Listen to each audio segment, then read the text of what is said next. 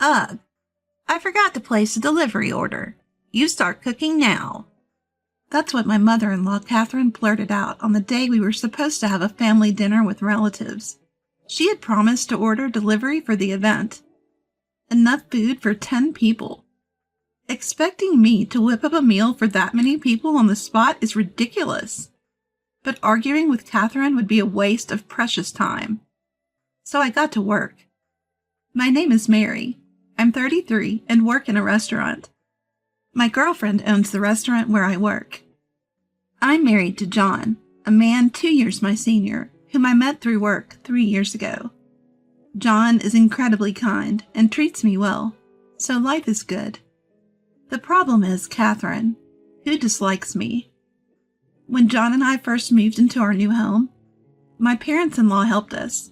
To thank them, I cooked dinner. My father-in-law David praised my cooking, saying, "This is really delicious. Mary, you're an excellent cook." I was genuinely pleased and thanked him with a smile.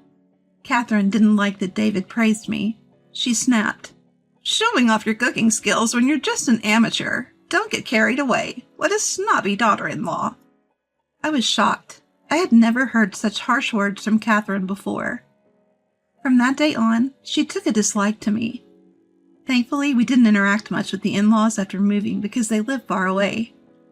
But whenever we did visit, Catherine would sarcastically say, "Mary, will you cook for us? You're good at it, right?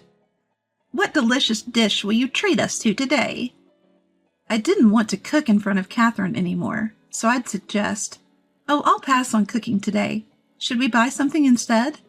But then she'd explode. "How dare you? Who do you think you are? Just cook." So I had no choice but to cook every time. And it would have been bearable if she just ate without complaining. But she always said, "This is not to my taste," making the experience truly miserable. I dreaded going to the in-laws because of Catherine, who acted like an angel in front of David and John. It's so thorough that it can be said to be perfect. She never said anything sarcastic about me in front of David or my husband, and always when they weren't looking. The other day, I couldn't stand the stress over Catherine, and finally told David and my husband about Catherine's misdeeds. But they were both skeptical.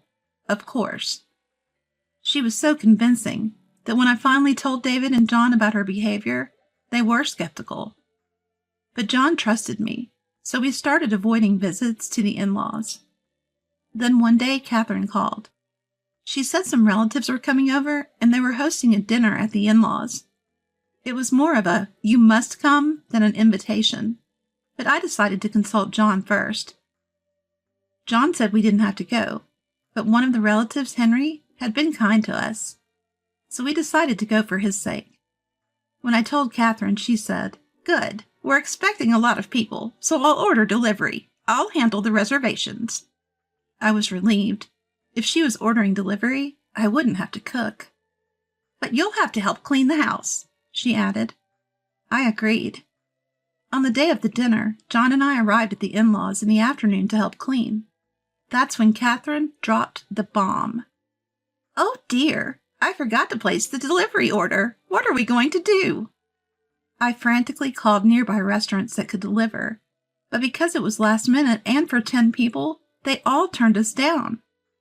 Time was ticking, and it was soon time to pick up the relatives. Catherine and I decided to buy some pre-made salads and chicken from a nearby supermarket, while John and David went to fetch the relatives.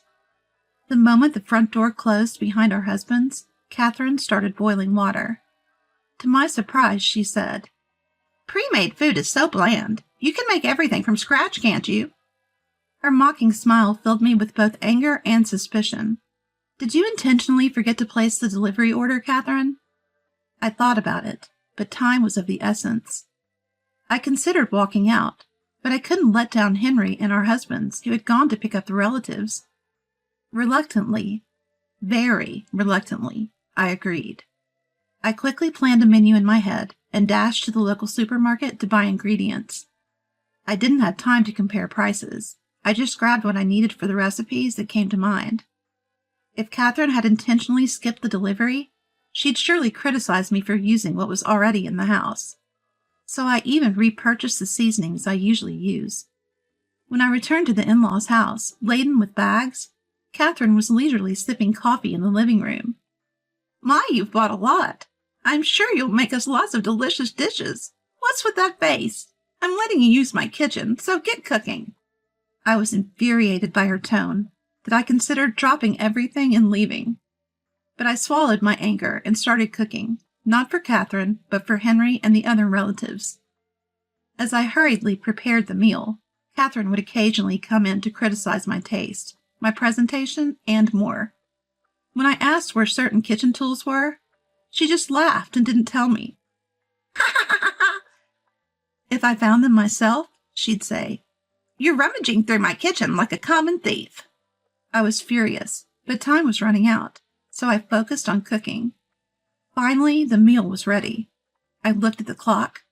The husbands would be back in less than 10 minutes.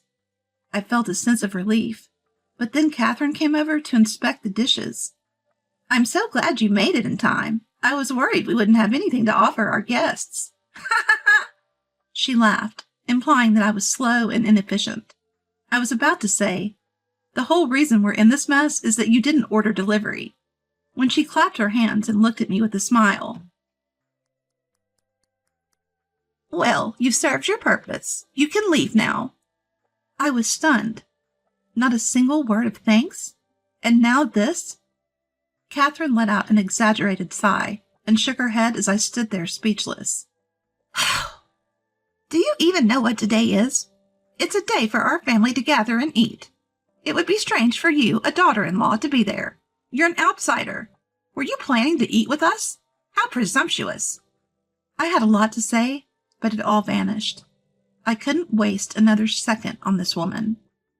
"Understood. I won't come back again." As I prepared to leave, Catherine watched me with a malicious grin. I texted my still absent husband and left the in-laws' house without looking back, heading home.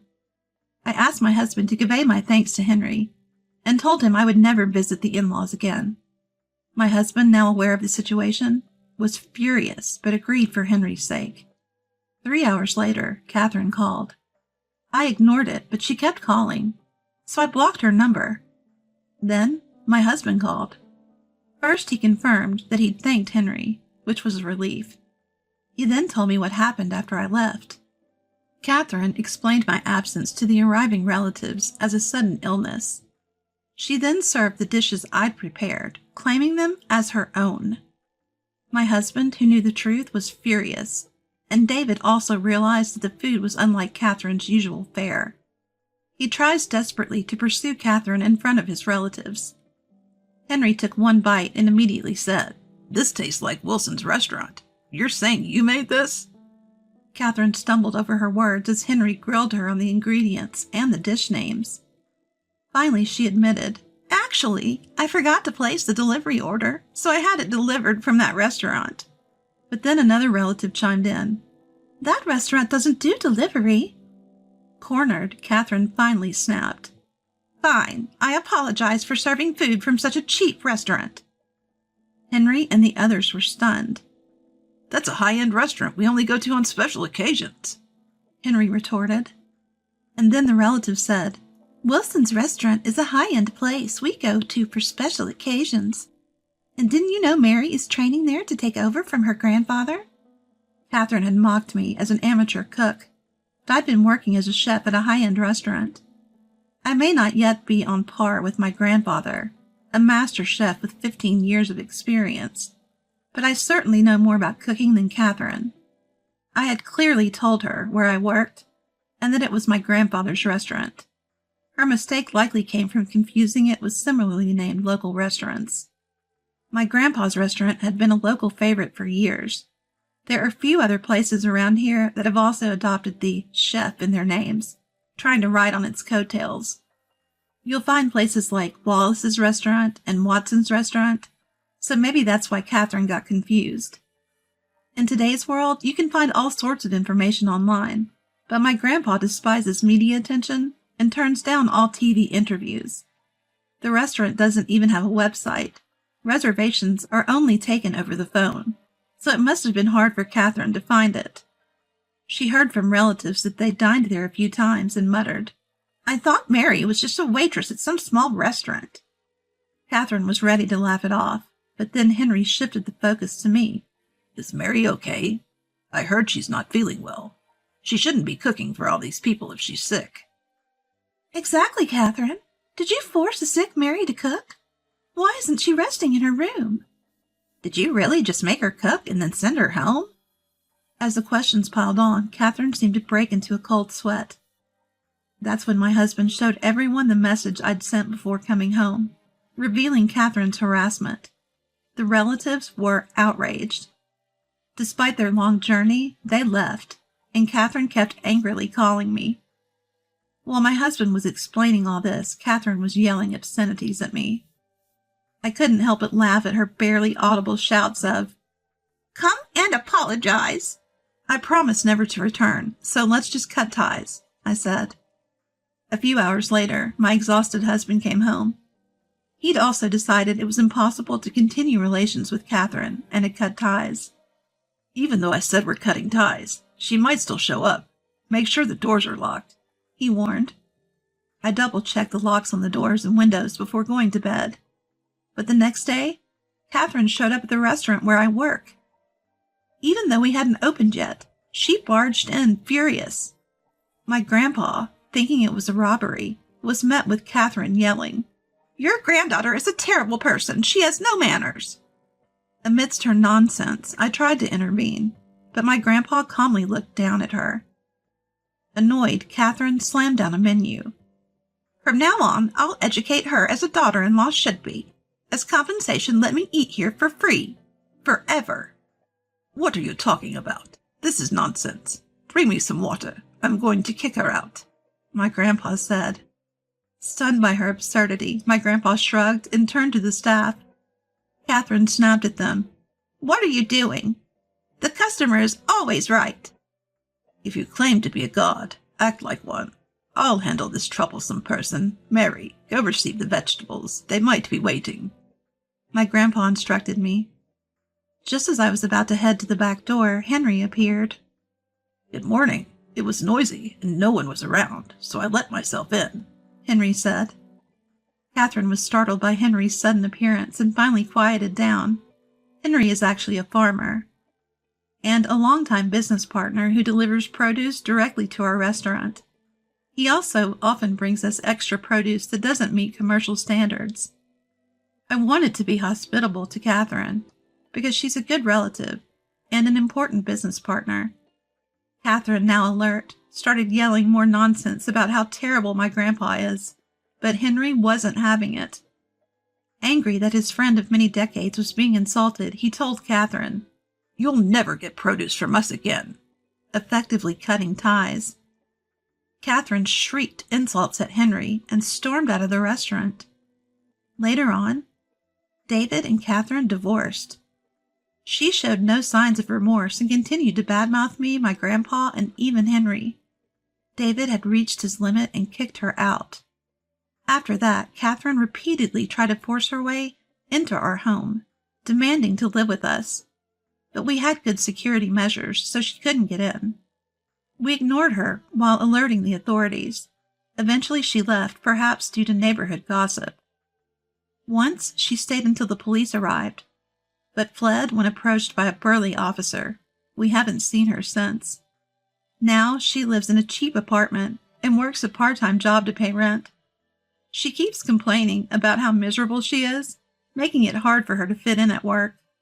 She's struggling with her new job since she's always been a homemaker, and seems to be under a lot of stress. She's barely making ends meet, and has been asking relatives for money, but everyone is ignoring her. All her voicemails and messages go to my husband's phone, which we've set to block her calls. Life has been peaceful since. 6 months later, I found out I was pregnant. Maybe it's because the stress from Catherine is gone. But my husband David and my family are all thrilled and eagerly awaiting the new addition to our family.